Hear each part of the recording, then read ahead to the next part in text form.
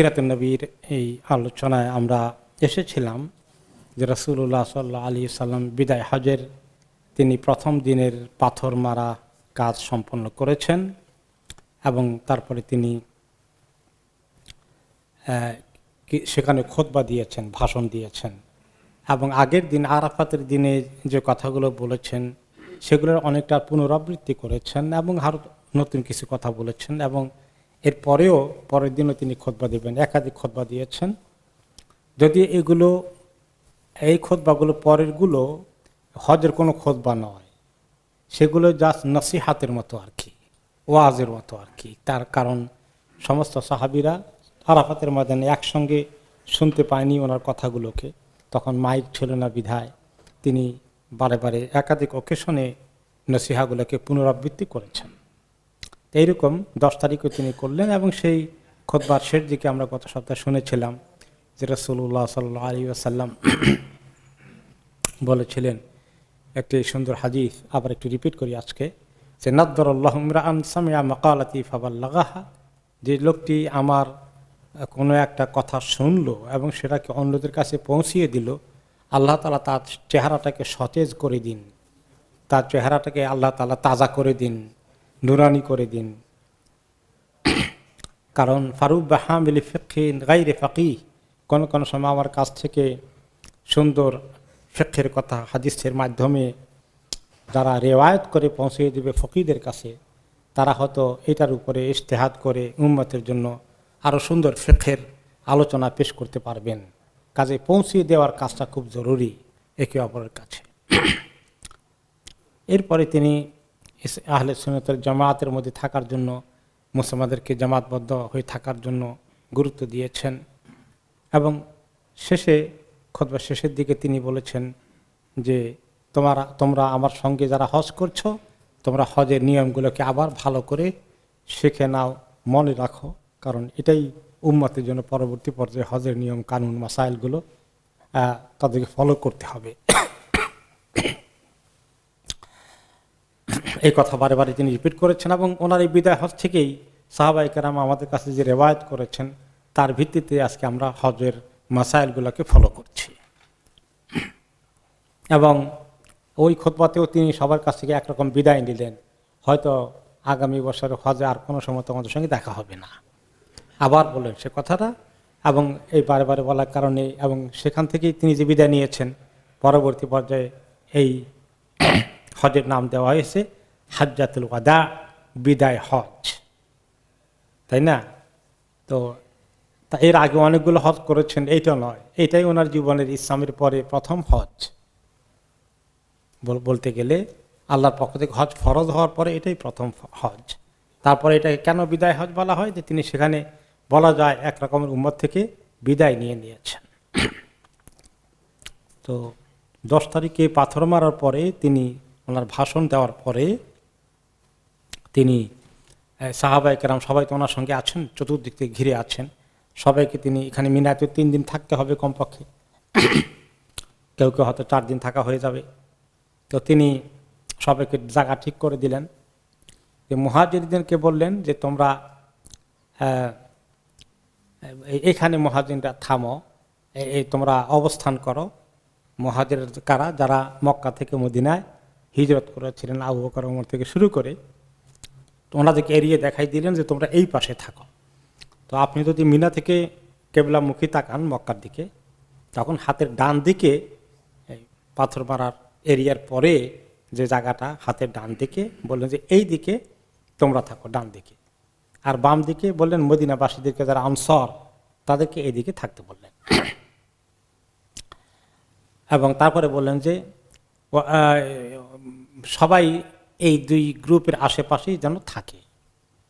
এবং তিনি ওনার থাকার ব্যবস্থা নিলেন মাঝখানেই, কিন্তু সেটা বাম সাইডে। তার মানে কাদের পাশে থাকলেন? মুহাজিরদের পাশে না আনসারদের পাশে? মদিনাবাসীদের পাশে, আনসারদের পাশে ওনার অবস্থান নিলেন। সুবহানাল্লাহ। কারণ মদিনাবাসী যেন কষ্ট না পায় যে উনি মুহাজিরদের পক্ষে চলে গেছেন। কারণ মদিনার লোকেরাই ওনাকে মদিনাতে ওয়েলকাম করলো, জায়গা দিল, সাহায্য সহযোগিতা করলো, কাজে এটাকে তিনি জীবনের শেষ মুহূর্ত পর্যন্ত ধরে রেখেছেন। তারপরে এই হজের মধ্যে ওনাকে ওই সময় মিনাতে আগে পরে অনেক প্রশ্ন করা হয়েছে। সে বিষয়ে রেওয়ায়েত এসছে যে অনেক লোক প্রশ্ন করেছিল ওনাকে, ইয়া রাসূলুল্লাহ, আমি তো আগে চুল কেটে ফেলেছি তারপরে পাথর মেরেছি, আমি তো আগে পাথর মেরেছি তারপরে তাওয়াফ করেছি ইত্যাদি। যে যখনই যেটাই বলে আগে কোরবানি করে ফেলেছি চুল কাটার আগে। তো তিনি সবাইকে বলেছেন লা হারাজ, কোনো অসুবিধা নাই, এর জন্য কোনো দম দেওয়া লাগবে না। যদিও সুন্নত তরিকা হচ্ছে যা আগে পাথর মারার কাজ করবে, তাই না? আগে পাথর মারবে, ওকে, তারপরে এর কোরবানি করবে, কোরবানি করার পরে চুল কাটবে, চুল কাটার পরে তাওয়াফ করার জন্য যাবে। এইগুলা নবী করিম সাল্লাল্লাহু আলাইহি ওয়াসাল্লাম এই অর্ডারকে মেনটেন করেছেন, এটাই উত্তম। কিন্তু এই অর্ডার যদি কেউ মেনটেন না করতে পারে, কেউ আগে গিয়ে তাওয়াফ করে ফেলল পরে এসে পাথর মারল, এরকম অনেকেই করেছেন। তিনি সবাইকে বলেছেন এফ আল ওয়ালা হারাজ, ঠিক আছে করে ফেলো, কোনো অসুবিধা নাই। তো এই হাদিস হচ্ছে দলিল যে যদি 10 তারিখের আমলগুলো, হাজিদের যে আমলগুলো আছে, সবচেয়ে বেশি কাজ হাজিদের কোন তারিখে? 10 তারিখে, ঈদের দিনে কাজ সবচেয়ে বেশি। 9 তারিখে শুধু আরাফাতের দিনের কাজ, 10 তারিখে রাত্রে মুজদালিফা শুধু মুজদালিফার কাজ। কিন্তু 10 তারিখের দিনে যখন মিনায় আসে তখন অনেকগুলো কাজের লিস্ট থাকে হাজিদের সামনে। এই জন্য অধিকাংশ মুফাসসিরিনে কেরাম বলেছেন যে 10 তারিখ হচ্ছে ইয়াউমুল হাজ্জুল আকবার, হজের সবচেয়ে বড় দিন। কোরআন শরীফের শব্দটা যেটা বলা হয়েছে এটা দ্বারা 10 তারিখকে বোঝানো হয়েছে বলে অধিকাংশ উলামায়ে কেরাম, আইমায়ে কেরাম, মুফাসসিরিনে কেরাম উল্লেখ করেছেন। তো এই কাজগুলোর মধ্যে কি কি আছে? মিনায় পাথর মারা এক জায়গায়, এবং কোরবানি করা, চুল কাটা এবং তাওয়াফ সাই করা। কয়টা? প্রায় 4-5টা হয়ে গেল, তাই না? তো এইগুলোর মধ্যে সিরিয়াল মেনটেন করা জরুরি কিনা, অর্ডার মেনটেন করা ফরজ কিনা, ওয়াজিব কিনা। কিছু কিছু ইমাম বলেছেন, ইমাম আবু হানিফা রাহমাতুল্লাহ বলেছেন এটা মানা ওয়াজিব। কেউ এটা যদি সিরিয়াল যেটা রাসূলুল্লাহ সাল্লাল্লাহু আলাইহি ওয়াসাল্লাম যে অর্ডারে গিয়েছেন এটার ব্যতিক্রম করে আগেরটা পরে করে পরেরটা আগে করে, তাহলে দম দেওয়া লাগবে। এটা হলো হানাফি মাযহাবের ফতোয়া। কিন্তু অনেক ইমামদের ফতোয়া হচ্ছে যেহেতু রাসূলুল্লাহ সাল্লাল্লাহু আলাইহি ওয়াসাল্লাম নিজে ফলো করেছেন যদিও সেটা, কিন্তু অন্যান্য সাহাবীরা বলেছেন আমি তো আগে এটা করেছি, আমি তো পরে ওটা করেছি, সবাইকে বলেছেন লা হারাজ, লা হারাজ, কোনো অসুবিধা নেই, কোনো অসুবিধা নেই। এই হাদিসের ভিত্তিতে ওনারা বলেছেন না, এটা মেনটেন না করতে পারলে দম দেওয়া লাগবে না। এটার পক্ষেই অধিকাংশ ইমামদের বর্তমান জামানায় ফতোয়া দেওয়া হচ্ছে। এরপরে ওনার ভাষণটা দেওয়ার পরে তিনি যে কাজটা করলেন, এবার পাথর মেরেছেন, পাথর মেরে কিছু ওই মুহূর্তে বয়ান করলেন, তারপরে তিনি কোরবানির দিকে গেলেন এবং মিনাতেই তিনি কোরবানি করলেন। তিনি নিজের হাতে প্রায় 63টি উট জবাই করেছেন এবং ওনার সামনে সবাই উট নিয়ে দিচ্ছে ওনারটা জবাই করার জন্য, তারটা জবাই করার জন্য তিনি একে একে প্রায় উঠে, এবং তিনি নিজেও নিয়েছিলেন এবং আলী রাদিয়াল্লাহু আনহু সহ উম্মতের পক্ষ থেকে সবার জন্য 100 উট নিয়ে গিয়েছেন কোরবানি দেওয়ার জন্য, এবং তিনি 63টি করলেন। তারপরে এবং একটি রেওয়ায়েত এসছে যে ওনার কাছে এভাবে দলে দলে উটকে নিয়ে আসা হতো এবং উটগুলো আগে আগে আসতো কোনটা আগে জবাই হবে। সুবহানাল্লাহ। তো আর উটকে যেভাবে জবাই করা হয় সেটা হচ্ছে গরুর মতো করে শোয়াইয়া নয়, দাঁড়িয়ে, এবং বাম পাটাকে বেঁধে দেওয়া হয় এবং এখান দিয়ে দাঁড়ানো অবস্থায় উটকে তরবারি দিয়ে এভাবে করা হয়, সেভাবে জবাই হয় আর কি। নবী করিম সাল্লাল্লাহু আলাইহি ওয়াসাল্লাম 63টি করার পরে এবারে থামলেন, তিনি টায়ার্ড হয়ে গিয়েছেন। এখন আলী রাদিয়াল্লাহু আনহুকে বললেন যে বাকিগুলাকে তুমি জবাই করো। সেগুলো ছিল 27টা, সব মিলে 100টা ওনার পক্ষ থেকে দিলেন। এরপরে তিনি বললেন এত বেশি কেন দিলেন, যে যত বেশি কোরবানি দেওয়া যায় ভালো। আর ওই সময় তো এত বেশি কোরবানি দেওয়ার মতো লক্ষাধিক হাজি এসেছেন, সবাই তো এত ধনী না। বর্তমান জামানায় যত হাজিরা যান তারা যত ধনী কোরবানি করতে সক্ষম, তখনকার জামানার এত কোরবানি করতে সক্ষম ছিল না। বেশি কোরবানি করে। এখন তো যা কোরবানি অনেক হয়, কিন্তু এগুলো খাওয়ার মতো লোক নাই। অনেক ক্ষেত্রে এগুলোকে বার্ন করে ফেলতে হয়, জ্বালিয়ে ফেলতে হয় শেষ পর্যন্ত, কারণ না হলে পচে মানুষের বসবাসের জন্য হাওয়া বাতাস দূষিত হয়ে যাবে। কিন্তু ওই সময় যথেষ্ট মানুষ ছিল খাওয়ার জন্য, তো কাজে এটা কোনো অপব্যয় হয়নি, কাজে লেগেছে। আর এর যে নেকি আছে সেটাও তো তিনি পেয়েছেন। তো জবাই শেষ হয়ে গেলে রাসূলুল্লাহ সাল্লাল্লাহু আলাইহি ওয়াসাল্লাম আলী রাদিয়াল্লাহু আনহুকে বললেন, ইকসিম লুহুমাহা জুলুদাহা ওয়া জালালাহা ফিল মাসাকিন,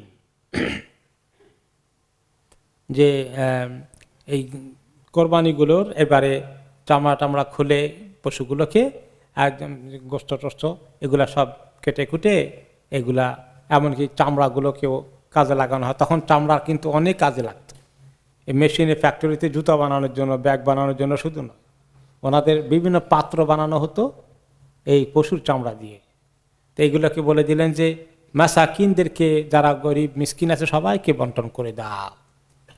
আর ওয়ালা তুতিয়ান্না জাযারান মিনহা শাইআন ফি জাযারাতিহা, আর যে সমস্ত শ্রমিকদের যদি কাউকে কাজে লাগাও তাদেরকে কোরবানির গোশত কাটার জন্যে, তাহলে কোরবানির গোশত দিয়ে তাদের পারিশ্রমিক দিও না, জাযাকাল্লাহ খায়র, পারিশ্রমিক দিও না, তাদের পারিশ্রমিক দিও কি দিয়ে? টাকা পয়সা দিয়ে, অন্য কিছু পারিশ্রমিক দিয়ে। এই জন্য আমরা যারা এখন কোরবানি দেই, অনেকেই গরুর গোশত, গরু বা ছাগল নিজে কাটাকুটার কাজ করতে পারি না, জবাই করার পরে আমরা গরিবদেরকে কাজে লাগাই, তারা আসে। এখন তাদেরকে এই যে কষ্ট করলো তার বিনিময়ে গোশত দিয়ে দিলে কিন্তু পারিশ্রমিক দেওয়া হলো কোরবানি গোশত দিয়ে, যেটা জায়েজ নাই। কোরবানি গোশত দিতে পারবো সেটা হলো উপহার, গিফট খাওয়ার জন্য, কিন্তু তাকে যে কাজ করালেন সেটা তার বিনিময়ে তাকে পারিশ্রমিক দিতে হবে, এটা হলো মাসালা। তবে হ্যাঁ, যদি কোনো সময় যারা আসে তারা কোনো পারিশ্রমিক চায় না, এমনি শখ করে কেটে দেয়, সেটা আরেক জিনিস। যারা গরিব মিসকিন আপনি জানেন, যারা এইভাবেই রুজি রোজগারে তাদের ব্যবস্থা, তাদেরকে আসলে পারিশ্রমিক দিতে হবে। আর গোশতও দিবেন, সেটা হলো গোশতটা, কোরবানির গোশত তো 3 ভাগের 1 ভাগ কমপক্ষে আমরা দেবো গরিব মিসকিনদেরকে, সেই অংশ হিসাবে দিতে পারেন, কিন্তু তাদেরকে পারিশ্রমিক দিতে হবে, আলাদা টাকা পয়সা দিতে হবে। এইটার মাসালা এখানে আমরা শিখলাম। তারপরে তিনি বললেন যে নিজেদের খাওয়ার জন্য 100 উট কোরবানি হয়েছে, এখন তিনি বলেন খুদ লানা মিন কুল্লি বাদানাতিন হিদিয়াতান মিন লাহাব, এতে তুমি এক কাজ করবে যে আমাদের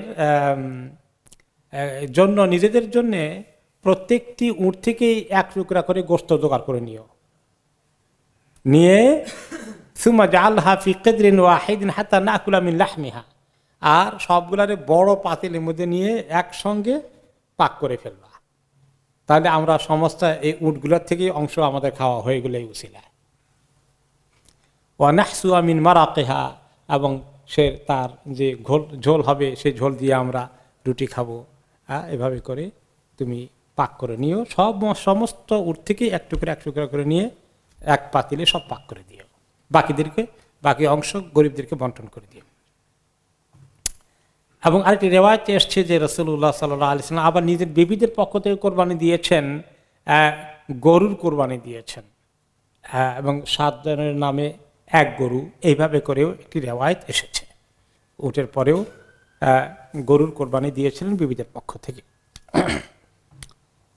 তো ওই সময়ই দেখা গেল যে সাহাবায়ে কেরাম কোরবানি করেছেন, অনেকেই নিজে একটা দিতে পারেননি, 7 জনে মিলে একটা উট অথবা 7 জনে মিলে একটা গরু দিয়েছেন, আর যারা ভেড়া ছাগল দিয়েছেন তারা প্রতিজনে একটা করে।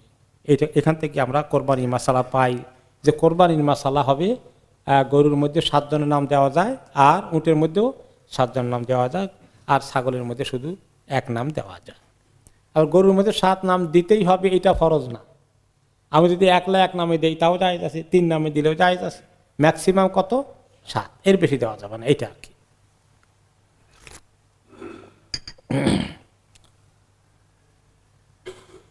এরপরে আমরা যাই যে নবী করিম সাল্লাল্লাহু আলাইহি ওয়াসাল্লাম ওই সমস্ত লোকদের দিকে দেখেছেন, কিছু লোক ছিলেন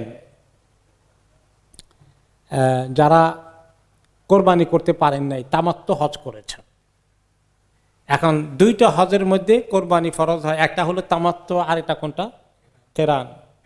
আর ইফরাদ হজ করলে কোরবানি ওয়াজিব হয় না। ইফরাদ হজ মানে শুধু হজের কাজ, সেখানে ওমরার কোনো কাজ নেই। আর তামাত্তু হজের মধ্যে হজ এবং ওমরা দুটোই আছে আলাদা আলাদা করে।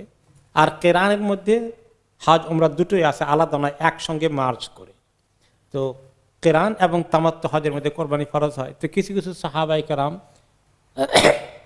তামাত্তু করেছেন বা কেরান করেছেন, তাদের তো কোরবানি ওয়াজিব হয়ে গেছে, কিন্তু তাদের কোরবানি করার সামর্থ্য নেই। তাদের জন্য তিনি বললেন ফামাল্লাম ইয়াকুন মাহু হাদিউন ফালিয়াসুম সালাসাতা আইয়াম ওয়া সাবআতিন ইযা রাজা ইলা আহলি। যে যারা কোরবানি করছে সামর্থ্য রাখে না, তাদের সামর্থ্য নেই, কিন্তু তারা তামাত্তু কেরান করেছে, তারা 10টি রোজা রাখতে হবে কোরবানির পরিবর্তে।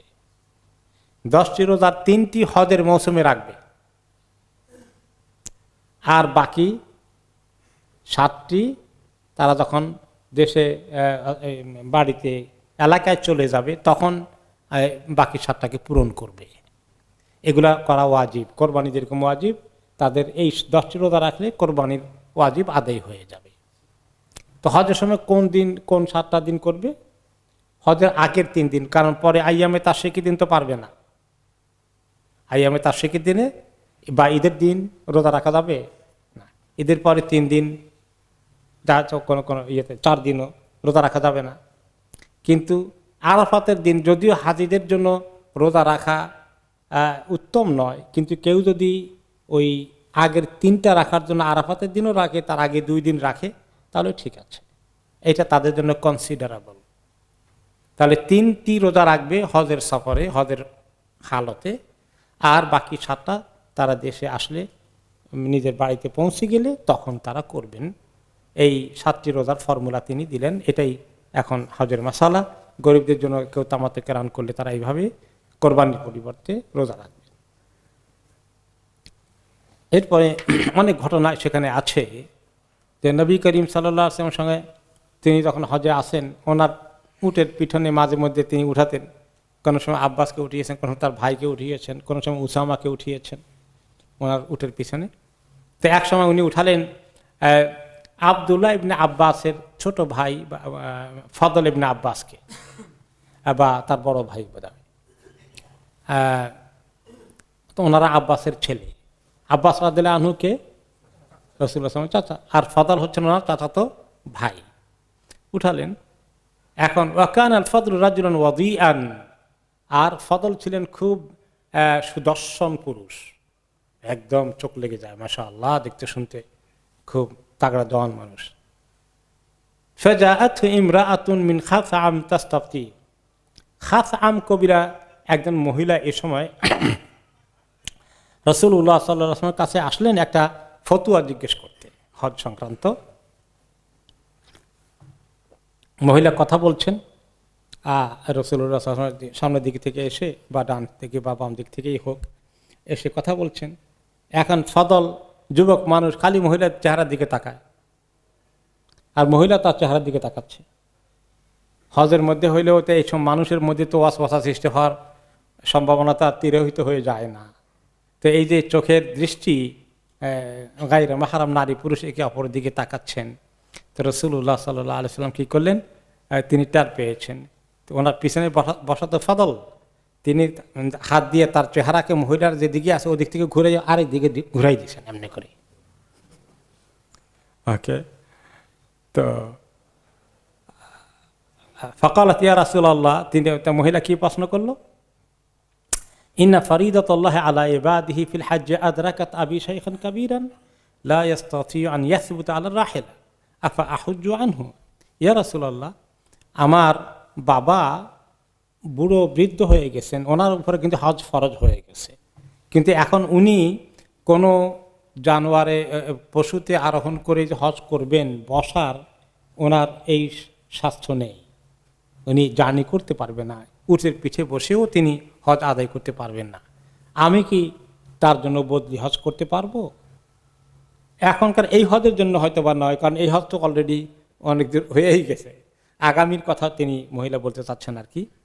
তো নবী করিম সাল্লাল্লাহু আলাইহি ওয়াসাল্লাম বললেন যে নাম, হ্যাঁ ঠিক, তুমি করতে পারবা। তাহলে মহিলা ও পুরুষের পক্ষ থেকে বদলি হজ করতে পারে। অনেক সময় লোকেরা জিজ্ঞাসা করে যে মহিলার পক্ষ থেকে পুরুষ বদলি হজ করতে পারে কিনা, পুরুষের পক্ষ থেকে মহিলা বদলি হজ করতে পারে কিনা। এক্ষেত্রে কোনো আপত্তি নাই, যিনি করতে পারে না তার পক্ষ থেকে বদলি হজ করা যায়।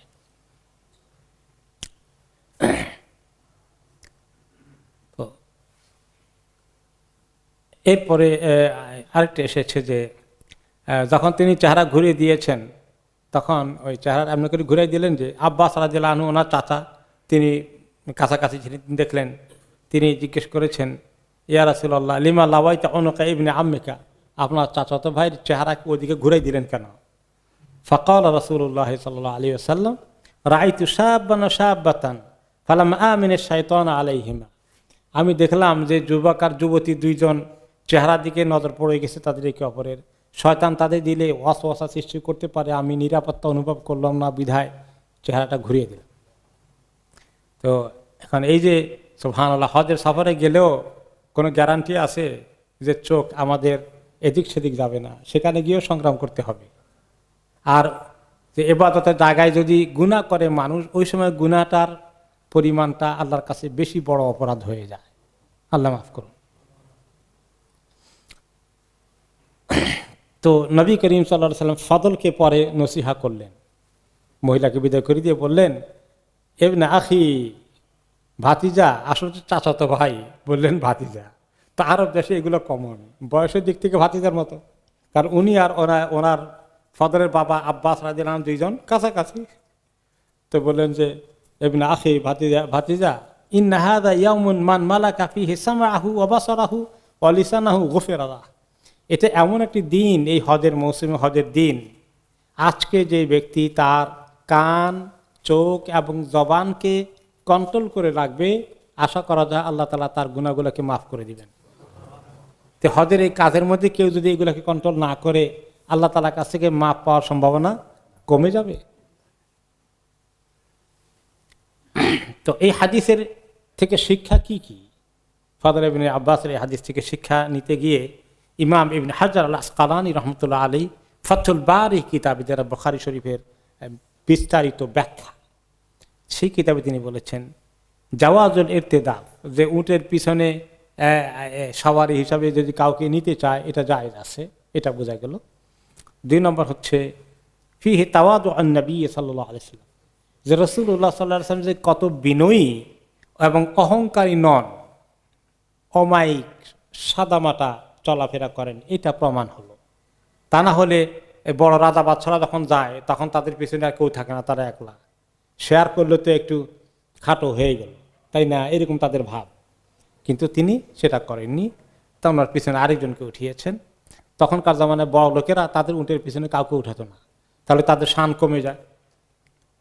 তো ওনার কাছ থেকে আমরা শিখলাম যে মানুষ যদি উঁচু আসনে থাকে, বসে, তাহলে তাকে নিজের গর্ব অহংকারকে যাতে না আসে, গর্ব অহংকার, সেগুলোর বিনিময়ে নিজেকে অত্যন্ত সাদামাটা, অমায়িক এবং বিনয়ী করে তোলা যায়, এগুলা শিক্ষা নিলাম। এরপরে আরেকটি জিনিস শেখা গেল যে মানুষের শাহাওয়াত, মানুষের নফসে আম্মারা বিসু, মানুষকে ওয়াসওয়াসা যে কোনো জায়গায় দিতে পারে। এবং সাধারণত একটা জওয়ান মানুষ একটা সুন্দরী মহিলার দিকে তাকালে, আশেপাশে ঘোরাঘুরি করলে, বসে মিটিং করলে চোখ ওদিকে যাবে না, মনের ভিতরে কোনো ওয়াসওয়াসা হবে না। কারা এগুলার গ্যারান্টি দেয়? গ্যারান্টি দেওয়ার কোনো সুযোগ আছে? তো এখান থেকে তিনি আরেকটি শিক্ষা নিয়ে বললেন, ওয়াফি হেমান উন্নাদারা ইলাল আজনাবিয়াত ওয়াগাদ্দুল বাসর, এই হাদিস থেকে শিক্ষা পেলাম যে যারা আমাদের মাহরাম নয়, ওই সমস্ত মহিলাদের সঙ্গে তাদের চেহারার দিকে তাকিয়ে কথাবার্তা বলা এবং চাকানোর কাজটা শরীয়তে নিষিদ্ধ। এবং ওয়ায়ুখাযু মিনহু তাফরীকু বাইনার রিজাল ওয়ান নিসা খাশিয়াতাল ফিতনা, এবং এখান থেকেই শিক্ষা নেওয়া যায় যে প্রয়োজন বোধে নারী পুরুষের সমাগমে যদি সম্ভব হয় সেখানে পর্দার ব্যবস্থা করে মহিলাদের সঙ্গে সংমিশ্রণ যাতে না হয়, পুরুষরা পুরুষদের জায়গায়, মহিলারা মহিলাদের জায়গায়। এবং কোনো একটি যদি সমাবেশ হয়, কোনো জায়গায় একটা মিটিংয়ের ব্যবস্থা করা হয়, কোনো ইসলামী জলসার ব্যবস্থা করা হয়, তখন কি করতে হবে? মাঝখানে ব্যারিয়ার পর্দা দিতে হবে যাতে চোখটা না যায়। তো এখান থেকে এই শিক্ষা, কারণ হলো যে উনি তো ওই সময় ওই মহিলা আর ফদর আব্বাসের মধ্যে পর্দা একটা চটকরিটা ঝুলাই দেন নাই, তাই না? কেউ কেউ বলবে না উনি তো এটা করেন নাই। তো এখন ওইখানে কি এটা ক্যারি করা যাবে নাকি করার জন্যে? উনি লোকদেরকে রেডি করছেন, কারণ চোখ যে চলে যায় এইটা না যাতে না যায়। এখন আমরা বসে সামনাসামনি একসঙ্গে মিটিং করব নারী পুরুষ, আর চোখ ওদিকে যাবে না, আমরা গ্যারান্টি দিতে পারবো না। তাহলে এখান থেকেই ইনডাইরেক্ট দলিল হয়ে গেল যে মহিলা পুরুষের সমাবেশ যখন হয় তখন একটা ব্যারিয়ার দিয়ে চোখের হেফাজতের দায়িত্ব নেওয়া দরকার। এখানে আরেকটা মাসালা তিনি বলেছেন যে আরেকটা শিক্ষা আছে যে মহিলারা প্রয়োজন বোধে কথা বলতে পারবে, তাদের আওয়াজ শোনা যাবে যদি সেটা তারা কোনো ইমামের কাছে, আলেমের কাছে প্রশ্ন করতে চান বা কোনো মাসালা জিজ্ঞাসা করেন, এটা জায়েজ আছে। যদিও গল্প গুজবের নারী পুরুষ যারা মাহরাম নন এরকম না করা উচিত, কিন্তু প্রয়োজন বোধে যদি কোনো সওয়াল জবাবের প্রশ্ন আসে এটা করা তাদেরকে সুযোগ দিতে হবে, সেটা জায়েজ আছে। এরপরে এসেছে যে মহিলাদের এহরাম এর হালতে তাদের চেহারা খোলা রাখতে হয়, চেহারায় নেকাব লাগানো যায় না। ওয়ালা তানতাকিবুল মারআহ, লা তানতাকিবুল মারআহ ফিল ইহরাম, ইহরামের হালতে মহিলা তারা নেকাব পরবে না। তো সেখান থেকে মহিলারা যখন ইহরাম করবেন, যারা নেকাব পরেন সারা বছর, তারা ওই সময় নেকাব পরবেন না। তো এখন এটা তো একটা সমস্যার কথা যে সারা বছর সারা জীবন নেকাব করলেন, এখন হজে গিয়া চেহারা খোলা দিয়ে বসে আছেন, ওনাদেরও কষ্ট হচ্ছে। তো এর সমাধান কি? এর সমাধান হচ্ছে আয়েশা রাদিয়াল্লাহু আনহার আরেকটা হাদিস, তিনি বলেছেন আমরা যখন নবী করিম সাল্লাল্লাহু আলাইহি ওয়াসাল্লামের সঙ্গে সফর করেছিলাম ইহরামের হালতে আমরা চেহারা খোলা রাখতাম, কিন্তু যখনই কোনো পর পুরুষের সামনাসামনি হয়ে পড়তাম তখন মাথার উপর থেকে ওড়না টেনে দিতাম চেহারা ঢাকার জন্যে। তাহলে চেহারা ঢাকা জায়েজ আছে যখন পরপুরুষের সামনে আসে, কিন্তু সেটা নেকাব দিয়ে নয়। নেকাব এমন একটা জিনিস যেটা একটা পিস অফ ড্রেস, এটার নাম নেকাব, ওইটাকে বাঁধতে হয় এভাবে, সেটা করা যাবে না। কিন্তু উপর থেকে একটা ওড়না টেনে দিয়ে চেহারাকে কাভার করা, এটা জায়েজ আছে এবং এটাই উত্তম, এটাই তাকওয়া। এবং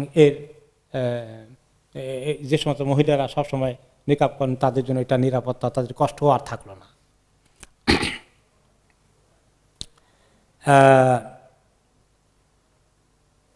আরেকটি শিক্ষা হচ্ছে যে তাহলে বদলি হজের সুযোগ পাওয়া গেল, নারী পুরুষের পক্ষ থেকে করতে পারে, পুরুষ নারীর পক্ষ থেকে বদলি হজ করতে পারে, যেটা আমরা একটু আগে আলোচনা করেছি। তারপরে হচ্ছে যে বেরুল ওয়ালিদাইন, পিতা মাতার হক আদায় করা।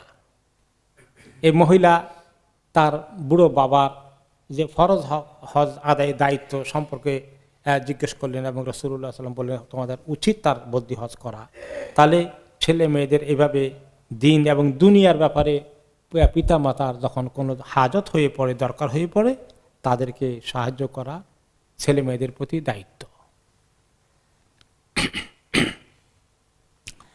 তো এরপরে আসলো যে তিনি এখন কোরবানি করেছেন, বা কোরবানির করার পরে এখন কি করতে হবে, মাথার চুল কাটার পর্যায়ে আসলো। তিনি এবার চুল কাটতে গেলেন, তিনি হাল্লাককে ডাকলেন যে চুল কাটে। তারপরে ওনার চুল কেটে দিয়েছেন যে সাহাবী, ওনার নাম হচ্ছে মামার ইবনে আবদুল্লাহ আল আদওয়ী। তিনি, ওনার পেশা ছিল চুল কাটা। রাসূলুল্লাহ সাল্লাল্লাহু আলাইহি ওয়াসাল্লাম চুল কেটে ওনাকে কিছু হাদিয়া দিয়ে দিয়েছেন।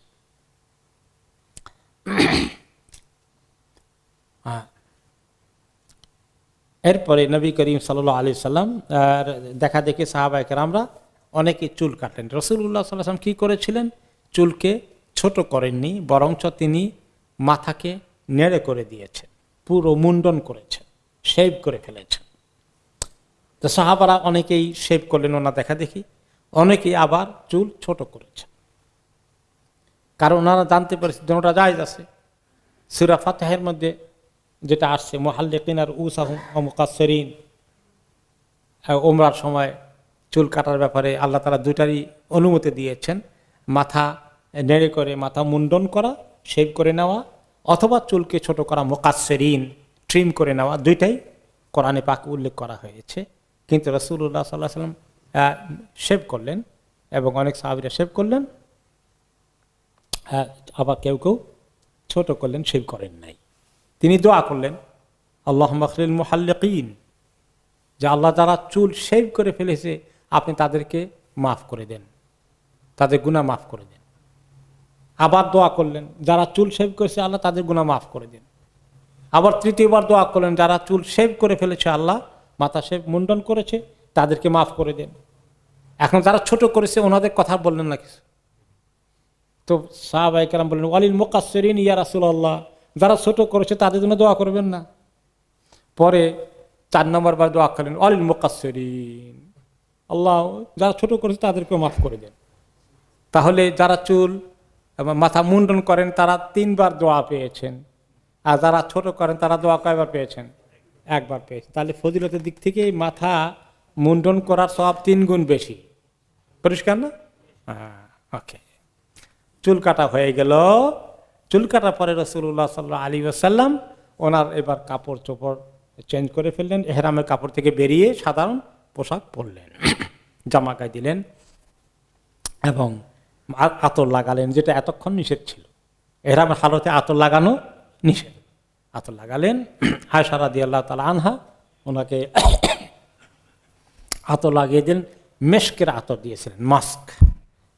এবং এই আতর লাগিয়ে তিনি রেডি হলেন, তাওয়াফ ইফাদা করতে যাবেন। তাওয়াফ ইফাদা করতে তিনি মক্কার দিকে যাবেন। তিনি উঠলেন, উঠে তিনি জোহরের আগেই পৌঁছে গেলেন বাইতুল্লাহতে, মসজিদে হারামের দিকে, এবং সেখানে গিয়ে তিনি তাওয়াফে ইফাদা অথবা তাওয়াফের রকন বা তাওয়াফের জিয়ারা যেটাই বলেন, এই হজের ফরজ তাওয়াফটা তিনি আদায় করলেন। তাওয়াফ আদায় করলেন উটের পিঠে উঠে। তখনকার তাওয়াফের মাতাফ যেটা, সেটাতে এরকম ছিল না, তাই না? সাধারণ মাটি, পাথুরে মাটি, বালি মাটির যে ফ্লোর ছিল সেখানে তিনি অনেকেই যারা একটু দুর্বল তারা সাওয়ারিতে উঠতেন, তিনি সাওয়ারিতে উঠলেন। কারণ হলো, বিশেষ করে উনি উঠার কারণ হচ্ছে যে ওনার এত মানুষ, সবাই ওনার হাত মিলাতে চাইবে, সবাই ওনার সঙ্গে কথা বলতে চাইবে, সবাই কাছে কাছে আসতে চাইবে, যার ফলে উনি তাওয়াফ দ্রুত গতিতে শেষ করতে পারবেন না। সেই জন্য তিনি দ্বিতীয় হচ্ছে যে লোকেরা যেন ওনাকে দেখে, দেখার জন্য অনেকে অস্থির, লক্ষাধিক লোক অনেকে ওনাকে দেখেননি। এরপরে প্রয়োজন বোধে তারা প্রশ্ন জিজ্ঞাসা করলেও ওনাকে দেখতে সুবিধা আছে, নতুবা মানুষের ভিতরে তো উনি হারিয়ে যাবেন, খুঁজে পাওয়া মুশকিল হবে। এই সমস্ত কারণে তিনি তাওয়াফ করলেন উঠে পিঠে চড়ে। আর তিনি হাজারে আসওয়াদকে না চুমু দিতে পারলেন, না টাচ করতে পারলেন, তবে একটা লম্বা লাঠি দিয়ে তিনি এই হাত দিয়ে টাচ করার পরিবর্তে লাঠির আগা দিয়ে টাচ করেছিলেন। লাঠি দিয়ে এমনি করে হাজারে আসওয়াদে টাচ করেছিলেন। ওই চুমু দেওয়ার কাজটা এখানে হয়ে গেল। তো এখন তাহলে কয়েক তরিকায় হাজরা আসওয়াদের তাওয়াফ করার জন্য হাজরা আসওয়াদ থেকে শুরু করে যে কাজ করতে হয়, 1 নম্বরে চুমু দেওয়া, 2 নম্বরে হাত দিয়ে টাচ করা, 3 নম্বরে লাঠি দিয়ে টাচ করা, 4 নম্বরে দূর থেকে ইশারা দিয়ে আল্লাহু আকবার বলে চলে শুরু করে দেওয়া। তো এইভাবে তিনি উম্মতের জন্য কতগুলো স্টেজে দেখালেন যে কত তরিকায় তাওয়াফ হাজরা আসওয়াদকে টাচ করার কাজ বা চুমু দেওয়ার কাজের বিকল্প কী কী থাকতে পারে। তাওয়াফ শেষ করলেন তিনি, এবং এসে তারপরে তিনি পানি পান করলেন, জমজমের পানি পান করতে জমজমের কুয়ার কাছে আসলেন। তখন কুয়ার কাছে ফিজিক্যালি ওনারা চলে আসছেন, পাত্র থাকতো অনেক। আর সেই জমজমের পানির কূপ থেকে পানি তোলার দায়িত্বে নিয়োজিত যারা ছিল তারা ছিল বনি আব্দুল মুত্তালিব, ওনার গোষ্ঠী লোকজন, আব্দুল মুত্তালিবের গোষ্ঠী লোকজন।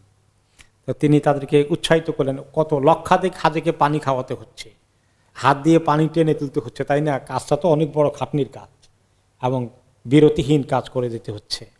তিনি ওনাদেরকে হিম্মত বাড়ানোর জন্য উৎসাহিত দিলেন, ইনজাউ বনি আব্দুল মুত্তালিব, হে আব্দুল মুত্তালিবের গোষ্ঠী, তোমরা পানি উঠাও, বেশি করে উঠাইতে থাকো, লোকদেরকে পানি পান করো। ফালাউলা আন ইয়াগলিবাকুমুন নাসু আলা সিকায়াতিকুম লানাযাআতু মাআকুম, যদি না আমাকে সবাই অনুসরণ করার জন্য তোমাদের সঙ্গে টানাটানি শুরু না করে দেয়, সেই ভয় না থাকলে আমি নিজে গিয়ে পানি উঠাতাম।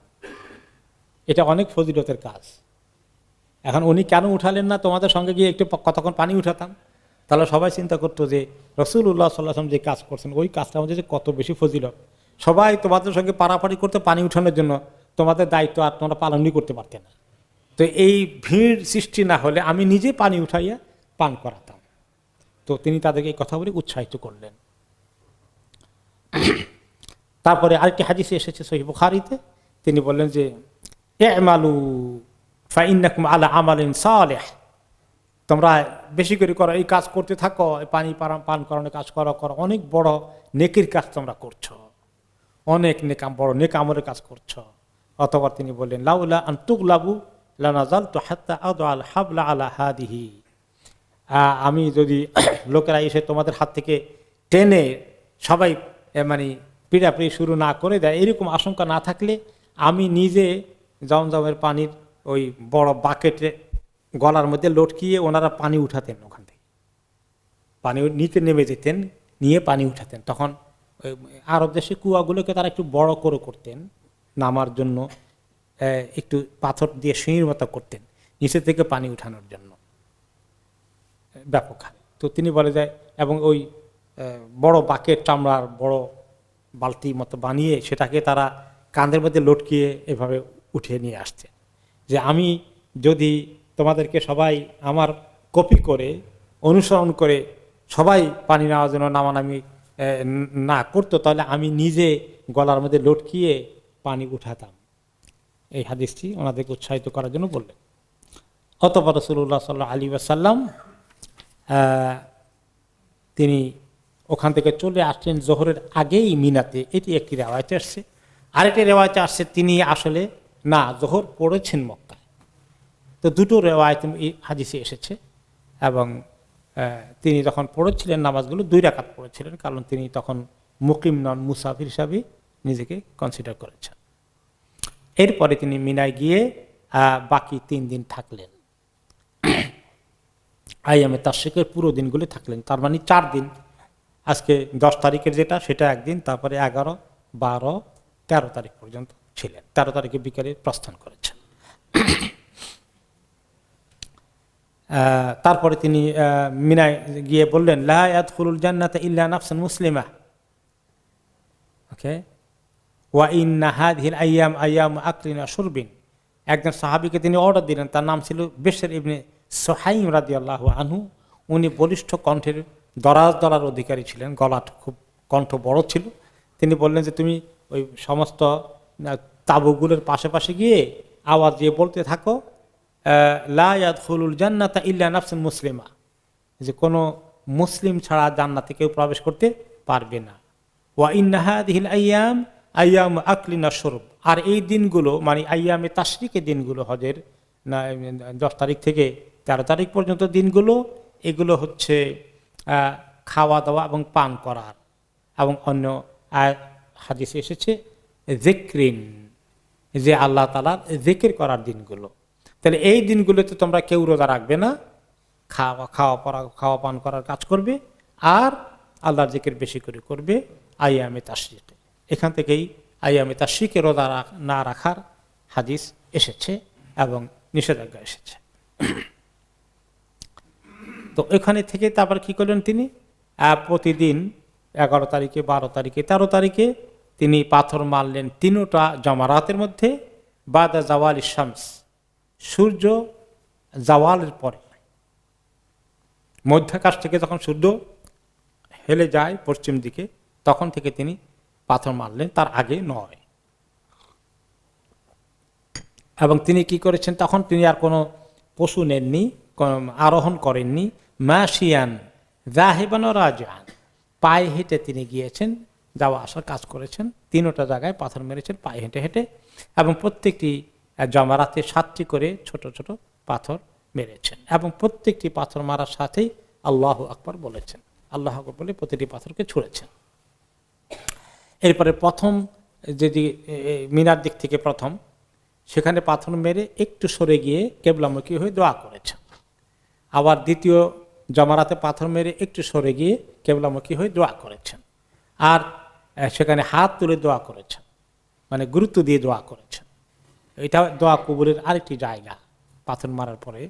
কিন্তু 3 নম্বর পাথর যখন মেরেছেন তখন তিনি সেখানে আর দেরি করেননি, হাত উঠিয়ে দোয়া করেননি, এবং তিনি ওনার খিমায় ওনার টেন্টে বা তাঁবুতে চলে এসেছেন। এসে তারপরে তিনি জোহরের নামাজ আদায় করেছেন 2 রাকাত কসরের নামাজ। এই মিনার এই বাকি দিনগুলোতে তিনি আর কখনো মসজিদে হারামে যাননি, মিনাতেই অবস্থান করেছেন। এতে বোঝা গেল যে যখন আমরা হজে যাই তখন মিনায় অবস্থান করা সব বেশি হবে মসজিদে হারাম এসে নামাজ পড়ার তুলনায়। তো কেউ কেউ বলবেন মসজিদে হারামে নামাজ পড়লে না 1 রাকাতে কত, 1 লক্ষ রাকাতে সব হয়। সেটা তো হলো সাধারণ সময়, হজের সময় এই মিনায় থাকার সব বেশি হবে। কাজে শরীয়ত যখন যেটাকে গুরুত্ব দিয়েছে সেটাকে আমরা নিজেরা ওইভাবে ফলো করতে হবে। এবং নবী করিম সাল্লাল্লাহু আলাইহি ওয়াসাল্লামের সুন্নতকে ফলো করার মধ্যেই সব বেশি কোনো সন্দেহ আছে না? এই জন্য অনেকেই বলে যে এখানে তো আর লাভ কি, একটু হারামে গিয়ে জামাত পড়ি, 1 লক্ষ রাকাত করে, মানে 1 লক্ষ নেকি পাবে 1 রাকাতে, তো বেশি বুদ্ধি খরচ করে। তো বুদ্ধি খরচ করে দিন নয়, আকল খরচ করে নয়, কোরআন হাদিস আল্লাহ নবী সাল্লাল্লাহু আলাইহি ওয়াসাল্লামকে ফলো করার মাধ্যমে দিনের সব বেশি হবে, আমলের মধ্যে সব বেশি হবে, ইবাদতের সব বেশি হবে।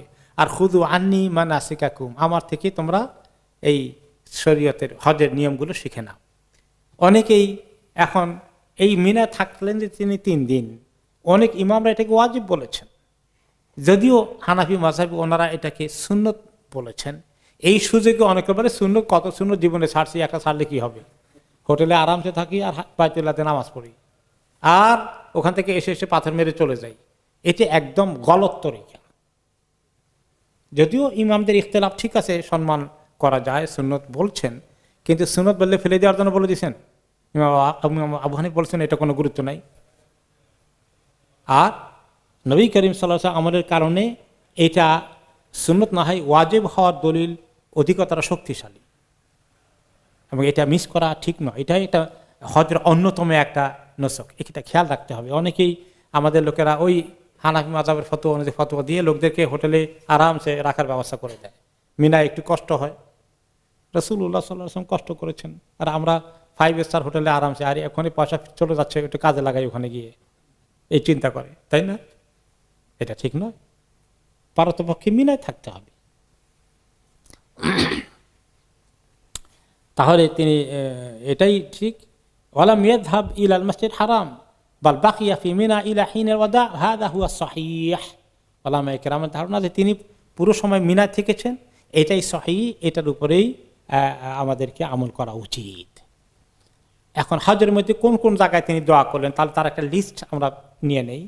একটা হচ্ছে যে তিনি যখন তাওয়াফ করেছেন, সাফা পাহাড়ে উঠে দোয়া করেছেন, মারওয়াতে দোয়া করেছেন, তারপর যখন আরাফাতে দোয়া করেছেন, এরপরে মুজদালিফায় দোয়া করেছেন, এরপরে জামরা 1 নম্বরটায় পরে, 2 নম্বরটার পরে, আর 5 নম্বরটা পরে, আর 3 নম্বরটা পরে আর করেননি। তো তিনি মিনাতেই থাকলেন। কিছু লোককে তিনি পারমিশন দিয়েছেন মিনায় থাকার বিষয়টা, তাদেরকে তিনি একটু অনুমতি দিয়েছেন মিনায় না থাকার জন্য বিশেষ কারণে। তার মধ্যে একজন হচ্ছেন আব্বাস ইবনে আব্দুল মুত্তালিব, ওনার চাচা। ওনাকে তিনি মক্কায় গিয়ে রাত্রি যাপনের অনুমতি দিয়েছেন বিশেষ কারণে। সেটা কি? সেকায়া, ওই যে হাজিদেরকে পানি পান করানোর তিনি প্রধান দায়িত্বশীল, ওনার সুপারভিশন ওখানে লাগবে, এই জন্য দিয়েছেন। এছাড়া তিনি আরও অনুমতি দিয়েছেন যারা উটের চালক ছিল, যে উটগুলোকে কোরবানি দেওয়া হচ্ছে সেগুলো তো কোরবানি হলো, আর যে উটগুলো মিনায় হাজিদের সঙ্গে আছে, নবী করিম সাল্লাল্লাহু আলাইহি ওয়াসাল্লাম সাহাবাদের সঙ্গে আছে, ওনারা মদিনায় যেগুলো চড়ে যাবেন, এগুলো এখন ওগুলো তো কোনো হজ নাই, এখন মিনায় যেখানে এত ঘাস টাস নাই ওগুলোতে না খেয়ে মরবে। তো এই জন্য উটের রাখালদেরকে তিনি অনুমতি দিয়েছেন, তারা হজও করেছে আবার উটের রাখালও ছিল, তাদেরকে অনুমতি দিয়েছেন যে তোমরা প্রয়োজন বোধে যেখানে ঘাস আছে সে এরিয়ায় যদি রাত কাটাতে হয় উটের জন্য, তোমাদের জন্য যাওয়া জায়েজ আছে। এবং তাদেরকে বলে দিলেন যে তোমরা বেশ দূরে চলে গেলে আবার 3 দিনের এই যে পাথর মারার কাজ, তোমরা এক কাজ করতে পারো, 10 তারিখের পাথর মারা তো হয়ে গেল মুজদালিফা থেকে এসেই, 11 তারিখের আর 12 তারিখের পাথর মারার জন্য তোমরা একদিন চুজ করো। প্রয়োজন বোধে 11 তারিখে এটা ডিলে করে পরের দিন 12 তারিখে দোনোটার পাথর মেরে দিবা, 7 করে 14টা করে মেরে দিলে তোমাদের আদায় হয়ে যাবে।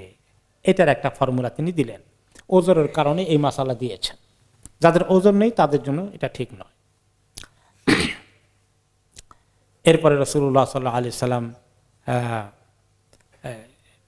মিনায় 11 তারিখেও আরেকটি খুতবা দিলেন, ভাষণ দিলেন, যেটা হজের কোনো নির্দিষ্ট খুতবা নয়, কিন্তু তিনি উম্মতকে বিদায়, হজের মধ্যে বিদায় নেওয়ার জন্য আবার নসিহা করলেন।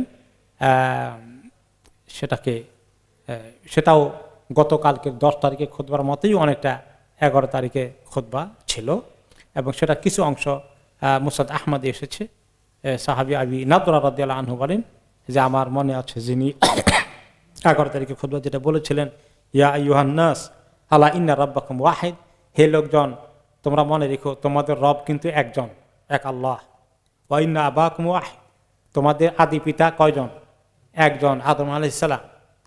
আলা লা ফাদলা লি আরাবিয়্যিন আলা আজামি ওয়ালা লি আজামিয়্যিন আলা আরবি, কোন আরবের অধিকতর মর্যাদা নাই অন আরবের উপর, আবার কোন অন আরবের অধিক মর্যাদা নাই আরবদের উপর। ওয়ালা আহমার আলা আসওয়াদ, যার রং একটু লাল অথবা ফর্সা, তার কালোদের উপরে তার কোনো অধিকতর মর্যাদা নেই।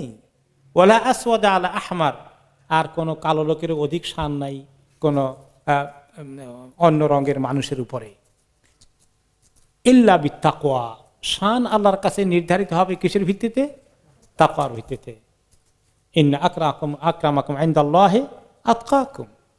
এখন তো কার তাকওয়া বেশি এটা কেমনে বুঝবে? কেউ কিছু মনে করতে পারবে যে আমার যেহেতু তাকওয়া বেশি কাজে ওনার থেকে আমার একটু শান বেশি হওয়া দরকার আছে, এটা কেউ চিন্তা করতে পারে? তাহলে তো তার তাকওয়াই নাই।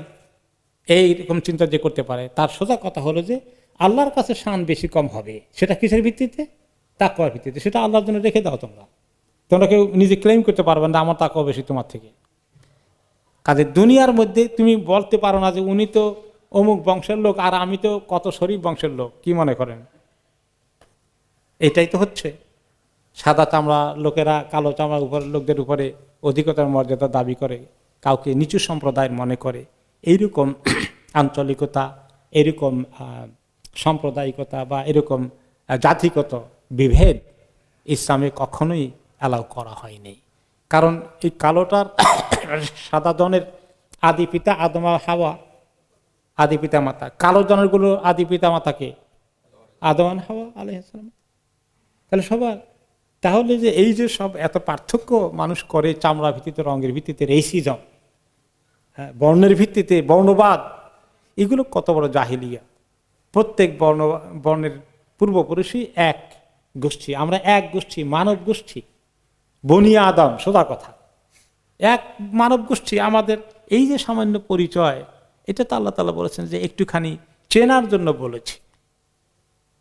এবং আল্লাহ তাআলা অপূর্ব সৃষ্টি করতে পারেন যে একই মা বাবা থেকে এসে কত রঙের হতে পারে, এটা আল্লাহ তার কুদরত দেখালেন। এখানে এর ভিত্তিতে কোনো মর্যাদা সৃষ্টি করা, মর্যাদা খুঁজে পাওয়ার চেষ্টা করা, অন্যদেরকে কম শরীফ মনে করা, এটা একটি বড় ধরনের জাহিলিয়াত। এবং এটাকে তিনি জাহিলিয়াত বলেছেন, মূর্খতা বলেছেন। ইসলামের সঙ্গে এটা ইসলামের পরিপন্থী। আনফর্চুনেটলি আমরা সাদাদের ব্যাপারে বলি যে তাদের মধ্যে বর্ণবাদ আছে, রেসিজম আছে, কিন্তু আমরা তো রেসিজম মাঝে মধ্যে করে ফেলি। বিয়ে শাদীর ক্ষেত্রে কত আমাদের বংশের বুনিয়াদের বড়াই থেকে শুরু অনেক কিছু করি, ঠিক আছে, কিছুটা ওরফের দিকে খেয়াল করা ঠিক আছে, এটা হতে পারে, কিন্তু এটা ভেরি সেকেন্ডারি।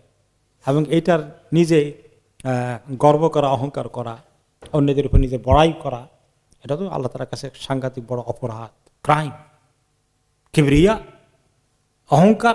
আল্লাহর চাদর যে অহংকার করে, আল্লাহ তাআলা বলেন আমার চাদর নিয়ে সে টানাটানি করে, এত বড় অপরাধ এটা আল্লাহ তাআলার কাছে।